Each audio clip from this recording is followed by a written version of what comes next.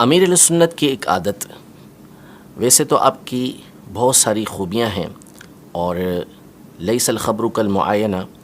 خبر دیکھنے کی طرح نہیں ہوتی، ایک خبر دینا ہے اور ایک دیکھنا ہے۔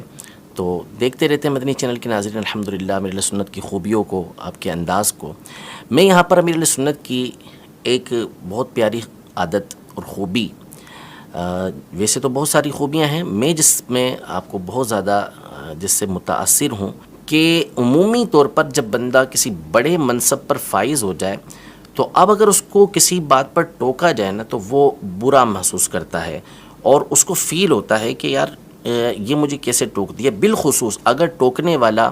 یا کسی بات کی طرف توجہ دلانے والا یہ چھوٹا ہو یا ماتحت ہو، پھر یہ بڑی عجیب و غریب بات ہو جاتی ہے۔ مدنی مذاکرے کے اندر امیر اہل سنت کو آپ بکثرت ملاحظہ کرتے ہوں گے کہ آپ کے مریدین، آپ کے متعلقین، جن کے اوپر بہت سو کے اوپر ظاہر ہے کہ مفتیان کرام، ان میں مفتیان کرام ہوتے ہیں، بہت سو پر علماء کا ٹائٹل ہوتا ہے کہ وہ عالم دین ہوتے ہیں، لیکن امیر اہل سنت دامت برکاتہم العالیہ کی رہنمائی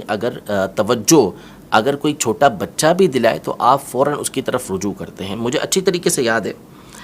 کہ جب میں درس نظامی میں غالباً چوتھے سال کے اندر تھا، یعنی بہت پرانی بات ہے یہ، فیضان مدینہ میں نیچے مسجد کے اندر مدنی مذاکرہ، ابھی اس کو مدنی مذاکرہ کہتے بھی نہیں تھے، سوال جواب کا ایک سلسلہ ہوتا تھا۔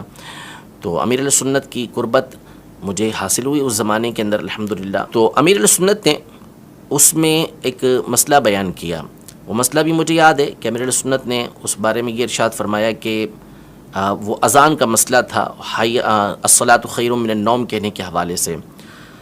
تو اس میں مجھے کچھ تھوڑا سا اشتباہ ہوا کہ یہ بات اس طرح نہیں ہے، بلکہ اس کا ثبوت کسی اور طریقے سے ہے، یہ حدیثوں سے کسی اور طرح سے ثابت ہے۔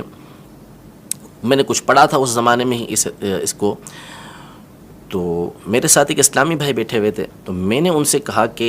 یہ بات مجھے اس طرح نہیں لگ رہی، لیکن میں کچھ چھوٹا تھا اس وقت، اب بھی چھوٹا ہی ہوں، تو مجھے عجیب سا فیل ہوا کہ میں امیر اہل سنت کو اس پر کیسے تنبیہ کروں، کیسے توجہ دلاؤں۔ تو میں نے ان سے کہا کہ مجھے لگتا ہے کہ یہ بات ایسے نہیں ایسے ہے۔ اب انہوں نے مجھے کہہ دیا یار امیر اہل سنت فرما رہے ہیں تو صحیح فرما رہے ہوں گے۔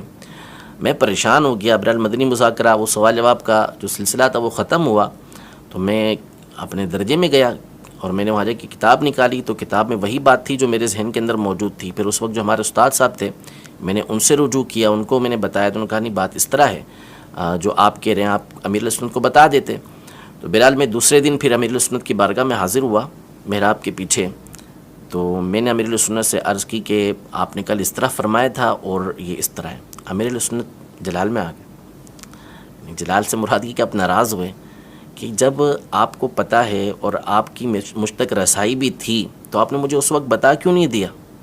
کہ میں لوگوں کو اسی وقت بتا دیتا۔ آپ دیکھیں کہ کل جو افراد ہوں گے وہ ضروری تو نہیں کہ آج افراد ہوں، تو ہمیں تو فوری حق کی بات بتانا چاہیے، تو آئندہ جب بھی ایسی کوئی بات ہو فوری طور پہ مجھے بتا دیا کریں، اگر غلط بھی ہوگی تو ٹھیک ہے، اس کی جو ہے نا وہ درستی کرنے والی موجود ہیں، وہ صحیح ہو جائے گا۔